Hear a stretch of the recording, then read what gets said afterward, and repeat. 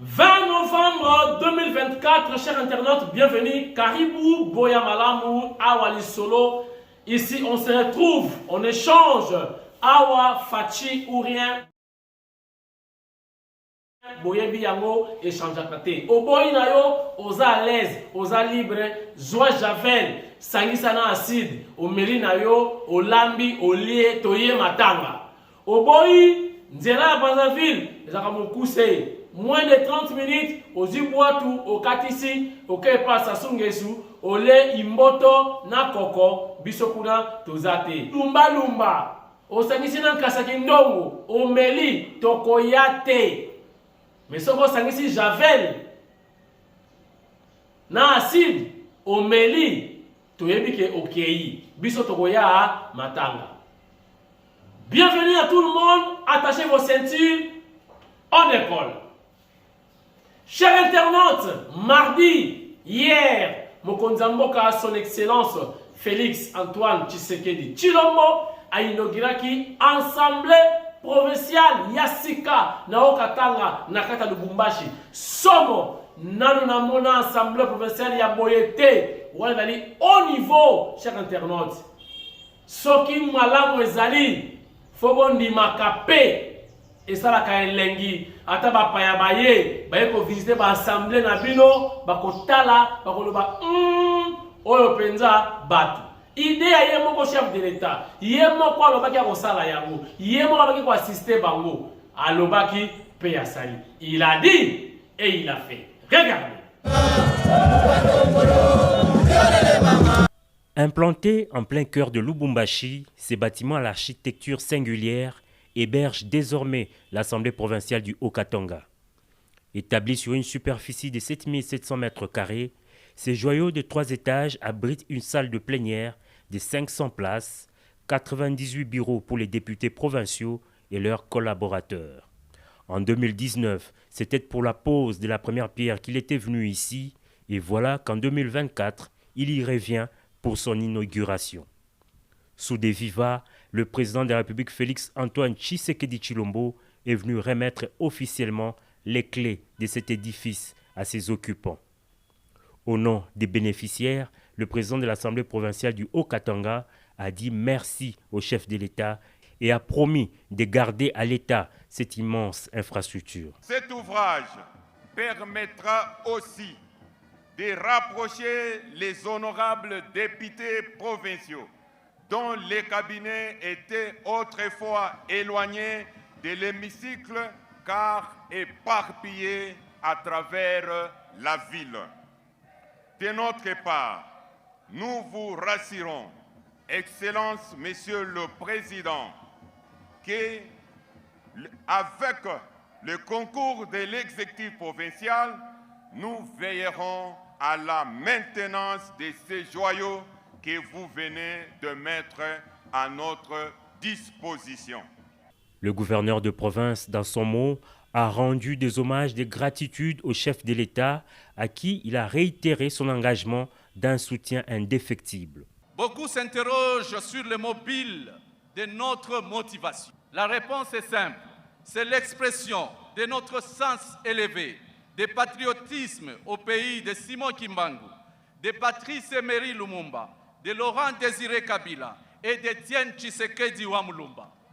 Et c'est aussi l'expression d'une loyauté sans pareille et d'une adhésion à grande échelle à la vision d'un homme qui tient à apporter de grands changements dans le vécu des Congolais. Et cet homme, c'est Félix Antoine Tshisekedi Tshilombo.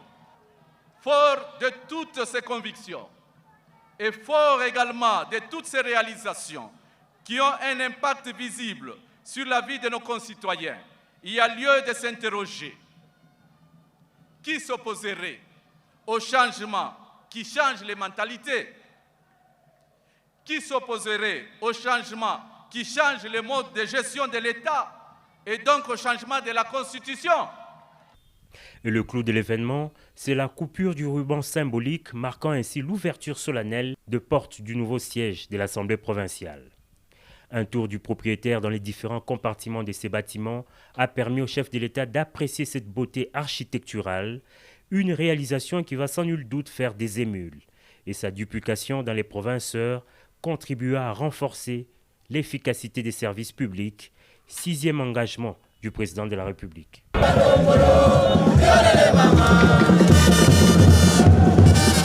Le pays est en danger. Là, je paraphrase lui-même son Excellence, Félix Antoine Tshisekedi Tshilombo. Alobi, le pays est en danger. Est-ce que vous avez dit TP? Ezalaki TP, étudiants, où êtes-vous? Nan a eu temps, il y a qu'on analyser, qu'on a la hypothèse, les analyses approfondies par rapport à un message du chef de l'État, le pays est en danger. Comment le pays est en danger? Nan a sali ba recherche. Nan a sali ba recherche. Nan niveau nini le pays est en danger. Ça c'est lié à la climat, lié à l'économie, lié à la sécurité, j'en passe. Nan a sali ba analyse. Et dans les souk na TP, le pays est en danger. Dans le secteur nini le pays est en danger, chers internautes. Maintenant, moto, à la kisa, comment le pays est en danger? Effectivement, le pays est en danger. Le pays est convoité par nos voisins. Toza na 9 pays voisins. C'est-à-dire, Toza na 9 pays, voilà pour convoitiser biso. 9 pays, balingi ba récupérer Moka. Mais, Toza na ba voisin te. Oh, bah, d'autres biso en danger. Toza pe na ba paya. Ya musika, ba mindele, ba belge, ba français, dont les Européens en général. Chers internautes, nous sommes réellement en danger. Mais notre danger n'en date pas d'aujourd'hui. C'est depuis longtemps que nous sommes en danger.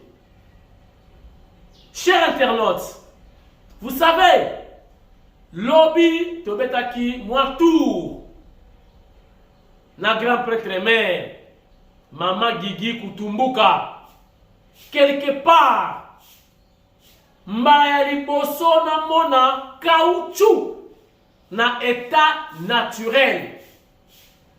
Donc, til lelo caoutchouc ekendaka poto na mona ki caoutchouc. Na bandi ko betela madame lisolo na ebisiye omoni eloko oyo caoutchouc.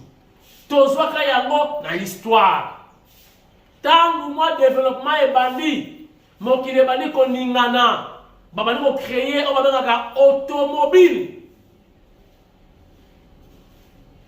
Automobile etambolaka na barou. Ça ba pneu.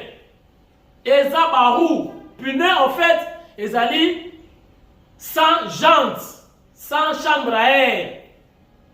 Nde pneu ya pas mabongo otolo tambosa nde pneu. Mais so c'est côté mo pépé. Et si un côté jante et le moins pneu est comme roue.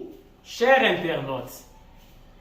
Mundele asali moteur, asali épave, asali jante, mais pour automobile, donc voiture, et se déplacer, et c'est qui faut pneus à la tope roue.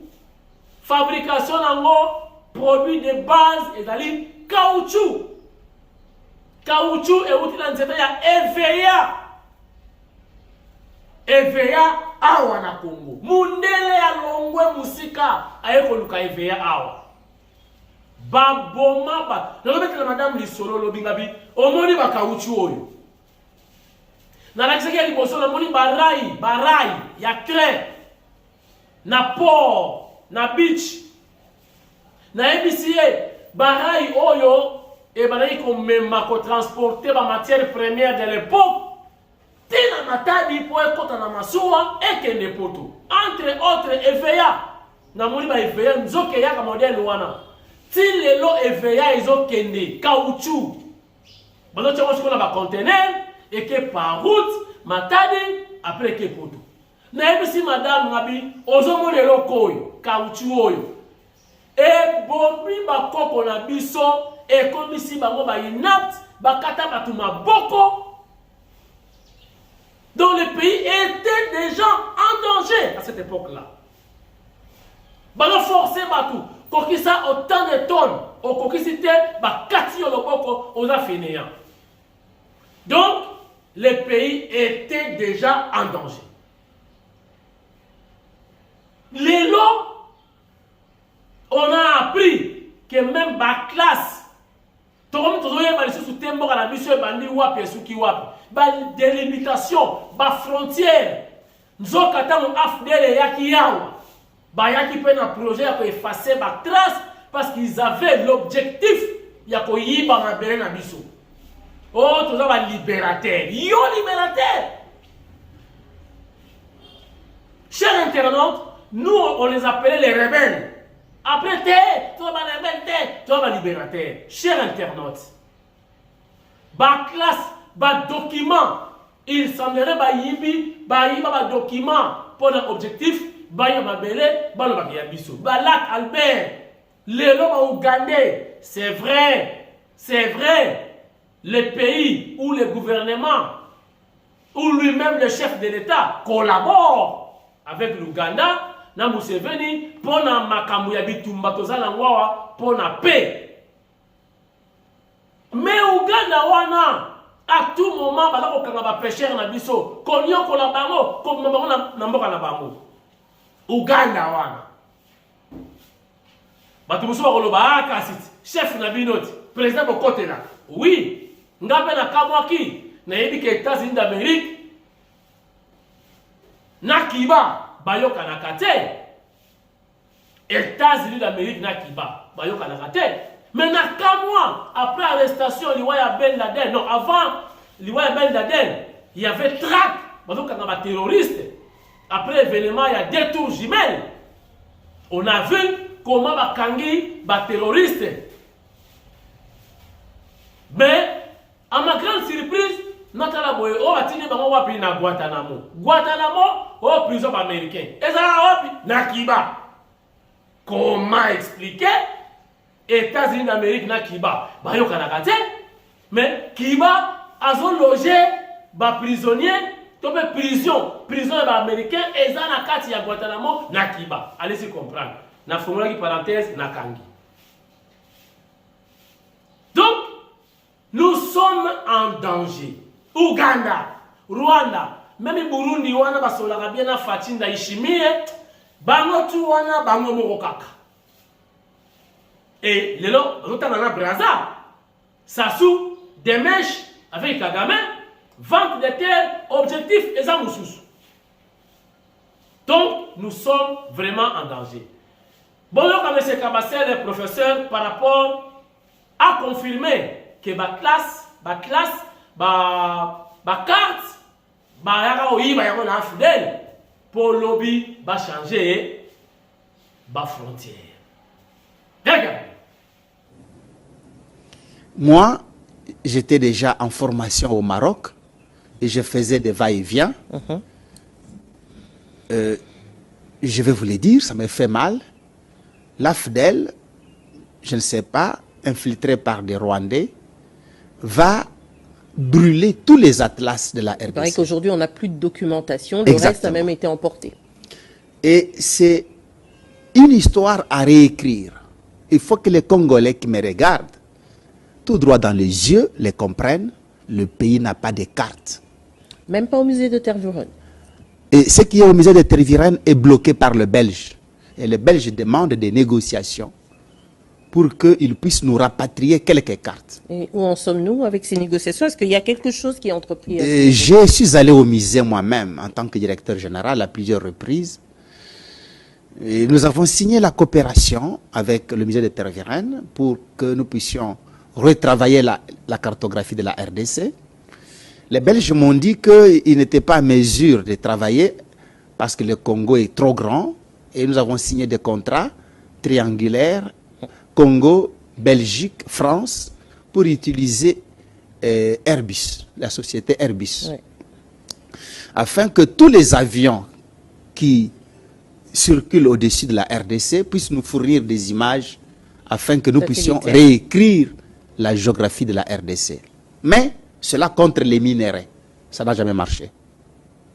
Donc, à ce jour, l'Institut géographique, tout était... expliquez-moi un peu le mécanisme. L'AFDEL, c'est vrai que c'est quelque chose de bien calculé. On sait qu'ils sont arrivés avec les Rwandais et consorts, tout cet assortiment-là. Et c'était bien calculé, mais rien n'a pu échapper de ce carnage. Ils ne se sont pas arrêtés là. La mission était de ne laisser aucune carte géographique en RDC. Ils ont visité ces passes. Ils ont bloqué Léon de Saint-Moulin. Ils ont tout retiré. Ils sont allés à l'UNIKIN, à l'UPN, à l'UNILU. Ils ont tué le directeur général provincial du sud de Kivu, qui a voulu résister sur la botte à Bukavu, assassiné. Et ils ont mis en débandade tous ceux qui pouvaient réécrire les cartes. Et je vous l'ai dit, les Congolais n'ont jamais rêvé qu'on leur a pris quelque chose de plus précieux, c'est la cartographie. On a l'impression que c'est un peu une sorte de... On ne se soucie pas tellement de cet état de choses. Exactement, c'est parce qu'on veut effacer la mémoire. Quand vous parlez, on dit Gaël. Même si je ne vous vois pas, mais je vous vois. Exactement. J'ai votre image. Est-ce qu'on n'a déjà pas réussi à effacer la mémoire du Congolais? On a effacé la mémoire. Je vous donne un petit exemple. Le lac Mwero, qui produit les bitoï dans le Katanga, qui est comme un ballon que le pied de Katanga est en train de botter. Toutes les cartes anciennes, nous avons ces lacs. Mais la génération actuelle ne connaît pas ces lacs.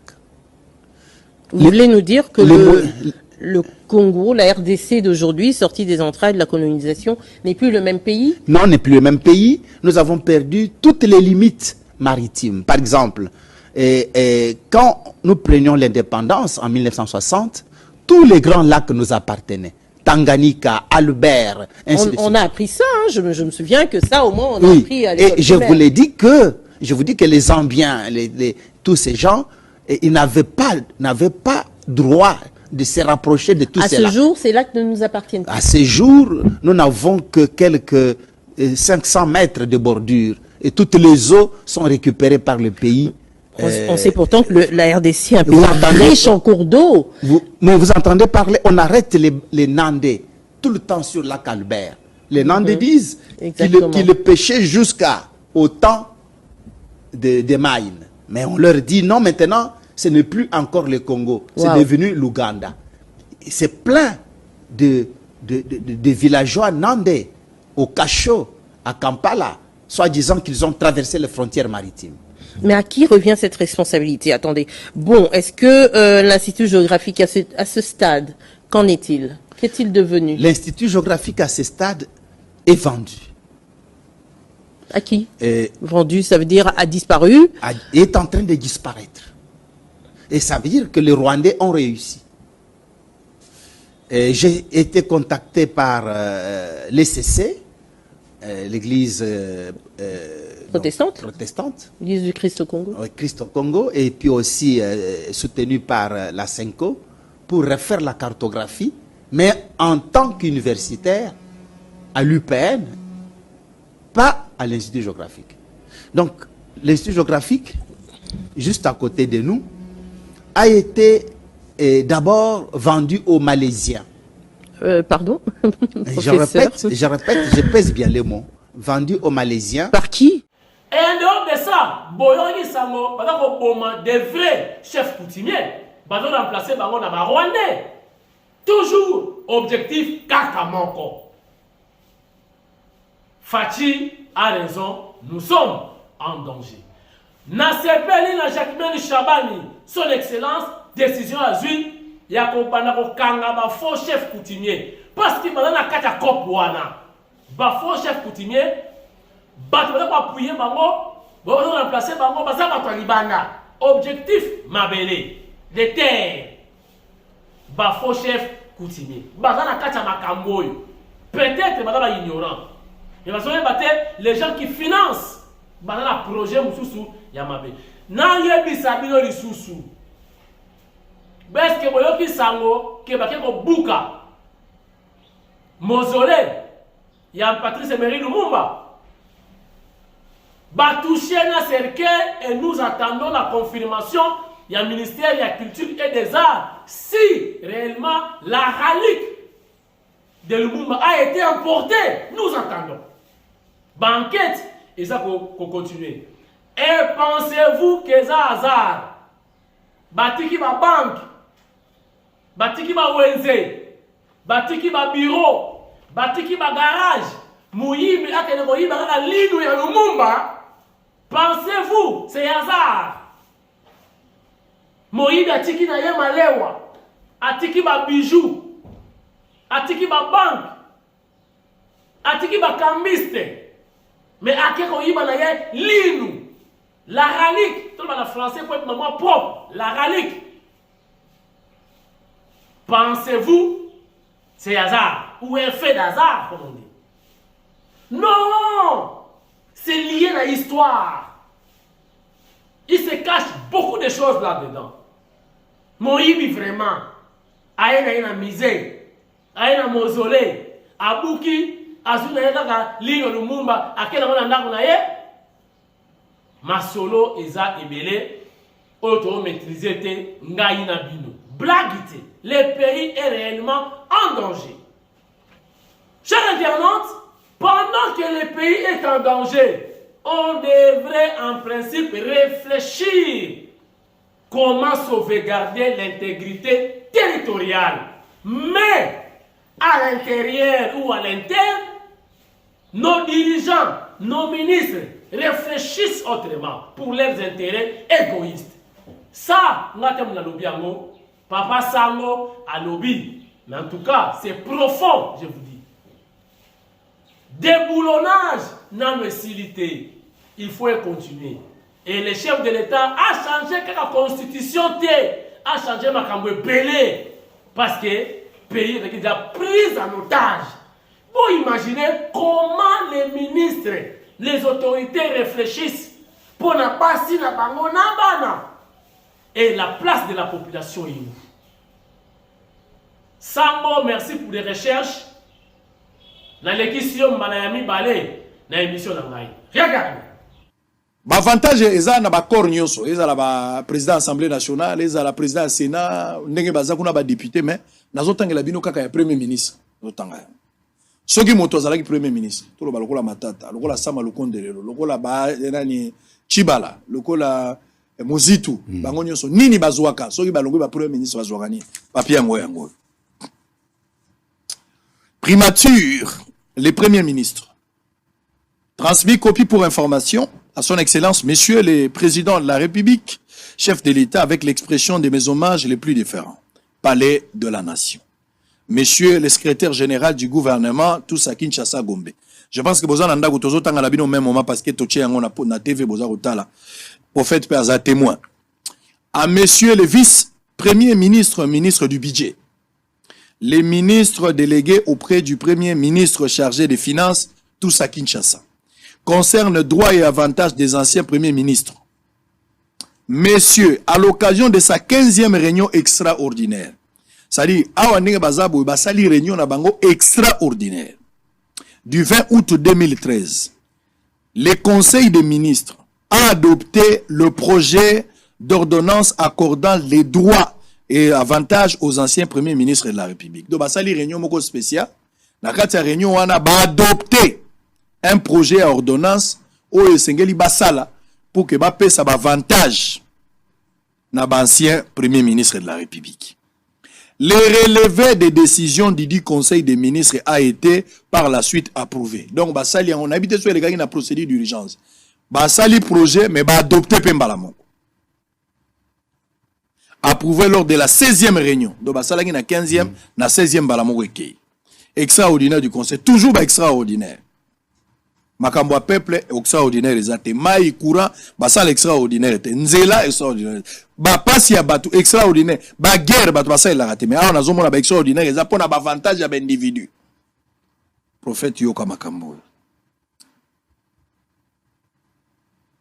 16e réunion extraordinaire du Conseil de ministres du 28 octobre 2013. Présidé par son Excellence, Monsieur le Président de la République, chef de l'État. Il s'agit de, oui, yoka avantage, prophète. Siko boyo kanandaku, Ce qui motozaki premier ministre azaka sous te biloko ni esengeli azwala. Il s'agit de oui, droits et avantages ici et après. Babana ofuta ye indemnité mensuelle estimée à 7 millions de francs congolais constants. Mbonga bandoza chaque fin du mois. Un véhicule renouvelable tous les 5 ans. Chaque 5 ans, il faut pas payer mutuka sika jeep. Azala na été mais ba prado na bango ba 80 000 ba 100 000 chaque fin 5 ans, chaque 5 ans, il faut pas payer ça mutuka moko ti ya kokufa. Indemnité mensuelle de logement estimée à 3 millions de francs congolais. Baba c'est les sous 3 millions. Ça le quoi 10 millions babando pesa. 2 titres de voyage par an en business class sur le réseau international pour lui-même et son conjoint. Donc, il y a un bazana 2 voyages à business class. Business class, c'est périodique. Au lieu de la période où nous saison, c'est l'école. Donc, ça va au 4 000, bah, qu'on utiliser même 30 000 pour un voyage. Ça dépend de monde. Un passeport diplomatique pour lui-même et son conjoint.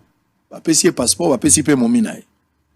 Des soins médicaux au pays et à l'étranger pour lui-même, son conjoint et ses enfants âgés de moins de 25 ans. Donc, ce qui y a Beli, na maman, na bana na donc bana koko bota pe na ba vice maman. Parce qu'il faut comprendre que bana ba bota mili bana na bana kat vaza bana na yo. Akoki pe ko déclarer bana mususu ya ye. So va présenter ba onka lokola bana wana bazana ba droit que nous soins na étranger bazongi pe awo. Ce ko tala ba malade lokola ba nyokanka ou ba libanga na libumo. Mundela mona kangote so ebeti 10 ans en attendant bazole sabango. Funéraire officiel pour lui-même. So akufi bakundi matanga nyonso. Une garde sécuritaire de 2 à 3 policiers. Je vous instruis ainsi de prendre, instruire dans la 2013, en charge de la gestion des droits et des avantages repris au point numéro 1, numéro 2, 3, 4, 6 et 7 qui relèvent de vos ministères respectifs. Veuillez agréer, veuillez agréer, monsieur, l'expression de ma parfaite considération, matata mponyo mapon. Na ba école ebele na est na nord Kivu bapekisi bana baya kalisu na ba téléphone na école te. Oui, téléphone eza bien. Téléphone eza bien, mais téléphone eza mabe makasi. Boyokinga téléphone eza bien, mais téléphone eza mabe makasi. Mais na webisa professeur Kabasele ba document ezali oyo ba limite na biso yebani na ba lac ezali bokende ata na météo oyo koma noso meteli sat papa nanga bana ko sala météo adala ki géophysicien.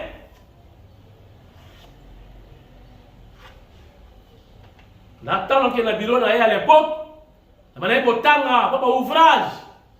Nous avons une république du Congo belge et de Rwanda Urundi. Nanya yeni makamwana. République du Congo belge et de Rwanda Urundi. Biso na Rwanda na Burundi tolai kolia mbongo moko. Biso nyonso loko dépendre na Belgique. Elle moko peto lobeta ma solo histoire ya mboka. Bo comprendre uti wapi. Rwandais abana ko ya na Congo visa ezate. Biso tout to na colonie moko. Chers internautes, to ko bana pe ko solo la ma solo ya boui. Le pays est réellement en danger. Yozolal, Rwandais ala la kate aza pour réfléchir tous les jours comment encore récupérer Congo. Comment à cause de minerai à Congo. C'est tous les jours.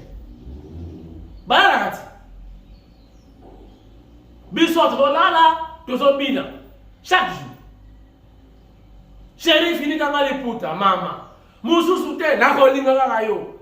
Ata ba oyo baleki yo na bote. Ah! Rwandais abina kate a réfléchir. Biso de kolios.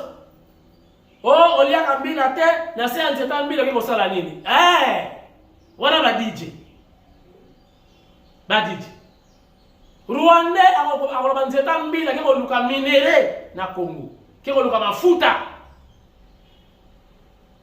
noix de palme wana Rwandais yo saluka nzembo olobaki na biso liaka mbila te na se ya nzeta mbila ke koluka le temps passe Rwanda doit réfléchir na se ya nzeta mbila avec la richesse.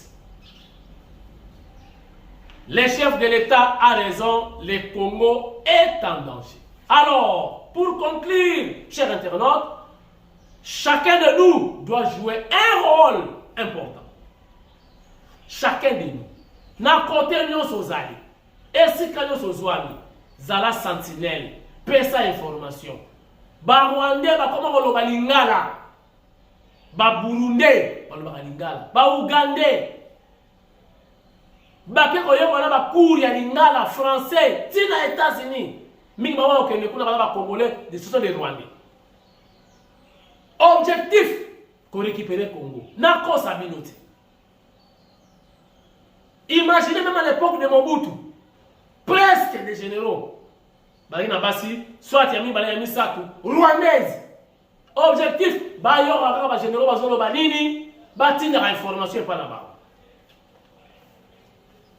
Il y a un moment qui même Mobutu a coca quitté pour résister à l'invasion.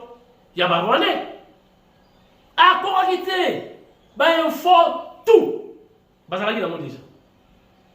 Batini basi nyo swagi ba koto muke yo ale guitare koto papa général a kotala bi mama oya uti wa nzoka na information a une mission Kagame atindaki bango partout a infiltré ki bango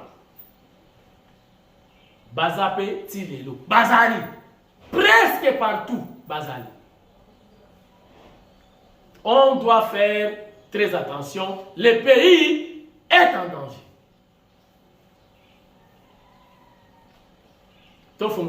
Merci, mon général Frank Ntumba. Ntumba Boamunda. Saut de mouton. Toujours derrière.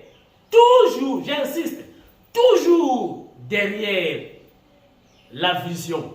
Derrière la détermination du chef de l'État. Mon général Frank Ntumba Boamunda, saut des moutons et Bende Yamoto. Fondation Yajine Kapinga, chers internautes, et ça va continuer. Nana Bozela, adhésion Nabino, Baninga Basi Bakoti. Groupe WhatsApp, c'est déjà disponible. Nasenga Kibino, Kena Noël Oyo, pourquoi pas? T'offrir na bana na biso ba orphelin moi sourire dîner ya charité ya Noël contacter biso na 0999 38 74 49 pour participer aux ana chaussette ya bana au pesi aux ana mwana popi au pesi Ozana ki kalungu, opesi. Ozana ki salula, opesi. Ozana ba sous-vêtements ya bana, opesi. Ozana savon, ozana shampoing, opesi. Ozana singa ya suki, opesi. Ozana ba serviette hygiénique, opesi biso, topesa bana, oyabasi, ba papa ba kufa. Na compte ya fondation PIOP au participer. Ba mona ke baza ba orphelin ba papa na bango, ba mama na bango ezali yo na ngai. Mabe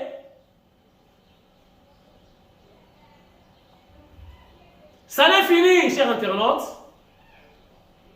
Merci pour tout. Ngana bino, en tout cas, l'obligaka. Bye bye. Merci.